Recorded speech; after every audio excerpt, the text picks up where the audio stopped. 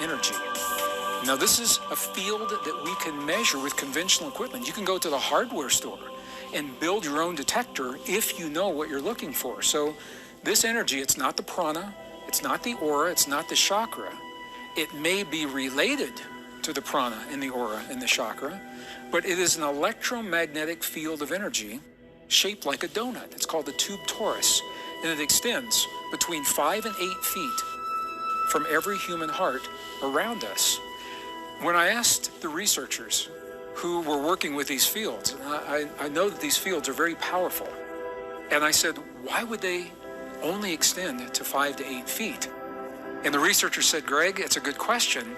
They said the 5 to the 8 feet, that is the limitation of the equipment doing the measuring. They said in all probability, the field that extends around every human heart is probably an infinite field on the quantum level, an infinite field from our hearts extending into creation. And that means that what we create in that heart field is broadcast and in some ways influences the world around us. And that's the beauty of understanding the science that parallels these ancient traditions. We interact with one another every day through these heart fields. The new discoveries are telling us this. The new discoveries are telling us a lot about not only our everyday lives, but our past. We've been conditioned to believe, for example, that we as humans are the product of an evolutionary process that began long ago and has gone through many iterations leading to where we find ourselves today. That's what we've been taught. We've been steeped in a story that tells us that evolution is our story. However, the new science, the best science of the 21st century, is now telling us, while evolution is a fact for some forms of life, that the theory breaks down when it comes to humans. Something else is happening. So all of these discoveries that I'm sharing with you right now, they're all examples of where new discoveries are, in fact, changing the story of the way we answer the question, who am I?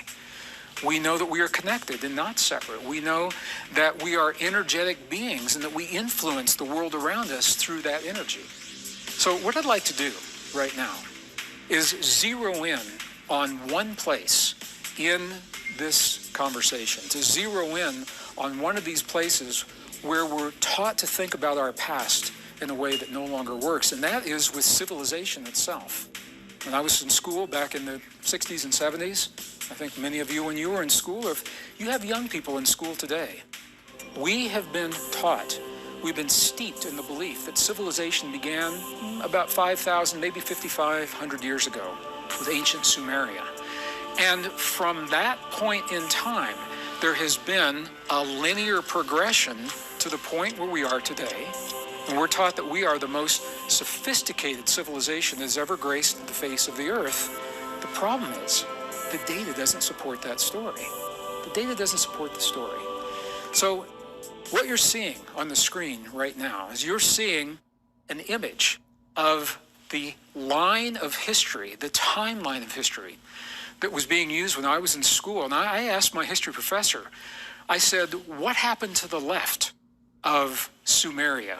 What happened before that 5,500 years? And I remember my professor said to me something very powerful. It triggered something within me. He said, don't worry about anything to the left. He said, that's not important. He said, history began, civilization began 5,000 years ago. And I said, what? I said, you mean we don't know what happened before that? I said, that's the place for me. That's where I want to be. That's where I want to look. And I have spent much of my adult life exploring the new archaeological discoveries that are now overturning these ideas of history and civilization and where we began.